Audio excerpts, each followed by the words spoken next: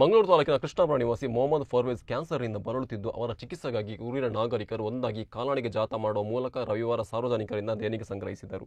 ಕಳೆದ 5 ವರ್ಷಗಳಿಂದ ಎಲುಬಿನ ಕ್ಯಾನ್ಸರ್ಗೆ ತುತ್ತಾಗಿ ನಗರದ ಖಾಸಗಿ ಆಸ್ಪತ್ರೆಯಲ್ಲಿ ಚಿಕಿತ್ಸೆ ಪಡೆಯುತ್ತಿದ್ದಾರೆ. ಈ ಮೊದಲು 1 ಬಾರಿ ಚಿಕಿತ್ಸೆ ಪಡೆದು ಮನೆಗೆ ಹಿಂತಿರುಗಿದ್ದ ಪರ್ವೇಜ್ಗೆ ಮತ್ತೆ ರೋಗ ಉಲ್ಬಣಿಸಿದೆ. ಇದರಿಂದ ಮನೆ ಮಂದಿ ಕಂಗೆಟ್ಟಿದ್ದಾರೆ.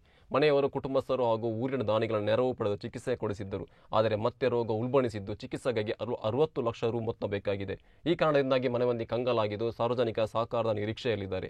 ಮನೆಯವರ ಕಷ್ಟ ಅರಿತುಕೊಂಡ ಗ್ರಾಮಸ್ಥರು ರವಿವಾರ ಸುರತ್ಕಲ್ ಚೊಕ್ಕಬೆಟ್ಟುವಿನಿಂದ ಕಾಟಿಪಾಳ ಸಂಶುದ್ದೀನ್ ವೃತ್ತದವರೆಗೆ ಕಾಲ್ನಡಿಗೆ ಜಾಥಾ ನಡೆಸಿ ಚಿಕಿತ್ಸೆಗಾಗಿ ಸಾರ್ವಜನಿಕರಿಂದ ಚಂದ ಸಂಗ್ರಹಿಸಿದರು.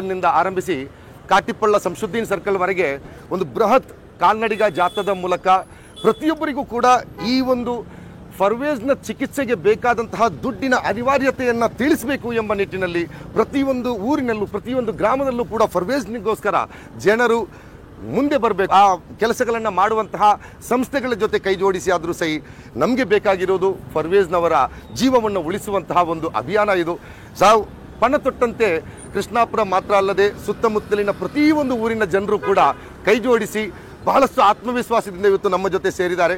ನಾವು ಇವತ್ತು ಚೊಕ್ಕಬೆಟ್ಟು ಜಂಕ್ಷನ್ನಲ್ಲಿ ಈ ಕಾಲ್ನಡಿಗ ಜಾಥಾವನ್ನು ಆರಂಭಿಸ್ತಾ ಇದ್ದೇವೆ. ಫರ್ವೇಜ್ನನ್ನು ಉಳಿಸಿಕೊಡಿ ಎಂಬ ಧ್ಯೇಯವಾಕ್ಯದೊಂದಿಗೆ ಇವತ್ತು ನಾವು ಮುಂದುವರಿತಾ ಇದ್ದೀವಿ. ಖಂಡಿತವಾಗಿಯೂ ನಿಮ್ಮೆಲ್ಲರ ಪ್ರೋತ್ಸಾಹ ಬೇಕು. 24 ವರ್ಷದ ಯುವ ತರುಣ ಆ ವಯಸ್ಸಿನಲ್ಲಿ ಈ ಜಾಥಾದ ಆ ಪ್ರಮುಖ ಅಂಶಗಳನ್ನು ಪ್ರತಿ ಊರಿಗೂ ಕೂಡ ತಲುಪಿಸಿಕೊಡಿ. ಯಾಕಂತ ಹೇಳಿದರೆ ಫರ್ವೇಜ್ನನ್ನು ಉಳಿಸಲಿಕ್ಕೆ ಸಮಯ ಸ್ವಲ್ಪನೇ ಇದೆ, ದೊಡ್ಡ ಮೊತ್ತ ಬೇಕಾಗಿದೆ. ಹಾಗಾಗಿ ನಿಮ್ಮ ಸೌದಿ ಅರೇಬಿಯಾದಲ್ಲಿರುವಂತಹ ಸ್ನೇಹಿತರಾಗಿರ್ಬೋದು, ಕುಟುಂಬದವರಿಗೂ ಕೂಡ ತಿಳಿಸಿ ಹೇಳಿ. ಇವತ್ತು ಫರ್ವೇಜ್ನ ಜೀವಕ್ಕಾಗಿ ನಾವೆಲ್ಲರೂ ಕೂಡ ಕೈ ಜೋಡಿಸ್ತಾ ಇದ್ದೀವಿ. ಇವತ್ತು ನಾವು ಫರ್ವೇಜ್ನ ಕೃಷ್ಣಾಪುರದ 24 ವರ್ಷದ ಈ ಯುವ ತರುಣ ಮಾರಕವಾದಂತಹ ರೋಗಕ್ಕೆ ತುತ್ತಾಗಿ ಕಳೆದ 1.5 ವರ್ಷಗಳ ಹಿಂದೆ 35 ಲಕ್ಷ ರೂಪಾಯಿಯ ಆ ಒಂದು ಚಿಕಿತ್ಸೆಯ ಅಗತ್ಯ ಇದ್ದಾಗ ನಾವು ಇದೇ ರೀತಿ ಜನರೆದುರು ನಿಂತು ಫರ್ವೇಜ್ನ ಚಿಕಿತ್ಸೆಗೋಸ್ಕರ ನಾವು ಅಂಗಲಾಚಿದಾಗ 37 ಗಂಟೆಗಳಲ್ಲೇ ಆ ಬೇಕಾದಂತಹ 35 ಲಕ್ಷಕ್ಕೂ ಅಧಿಕವಾದಂತಹ ದುಡ್ಡು ನಮ್ಮ ಖಾತೆಗೆ ಜಮಾವಣೆ ಆಗಿತ್ತು. ತದನಂತರ ಅಪರೂಪವಾಗಿ ಕೆಲವೊಂದು ಜನರಿಗೆ ಮಾತ್ರ ಪುನರಾವರ್ತಿಸುವಂತಹ ಈ ಮಾರಕವಾದಂತಹ ರೋಗ.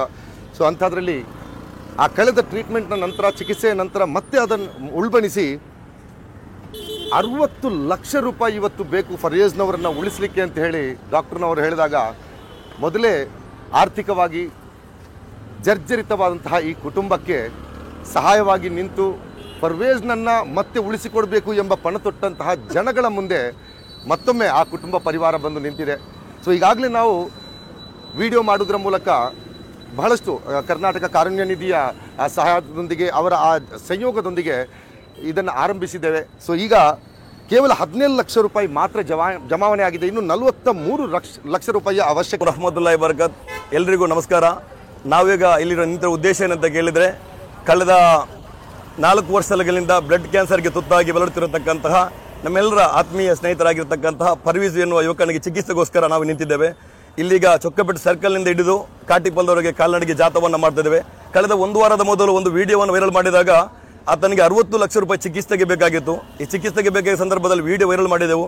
ಕೇವಲ 20 ಲಕ್ಷ ರೂಪಾಯಿ ಮಾತ್ರ ಆಗಿದೆ. ಇನ್ನು 40 ಲಕ್ಷ ರೂಪಾಯಿಯ ಅವಶ್ಯಕತೆ ಇದೆ. ದಾನಿಗಳಿಂದ 17 ಲಕ್ಷ ರೂಪಾಯಿ ಇವಾಗ ಆಗಿದೆ. ಇನ್ನು 43 ಲಕ್ಷ ರೂಪಾಯಿ ಅವಶ್ಯಕತೆ ಇದೆ. ಆ ಕುಟುಂಬ ಕಣ್ಣೀರಲ್ಲಿ ಕೈ ತೊಳೆಯುತ್ತದೆ. ದಯವಿಟ್ಟು ಎಲ್ಲರೂ ಕೂಡ ಸಹಕರಿಸಬೇಕು ನಮ್ಮಲ್ಲಿ ವಿನಂತಿ.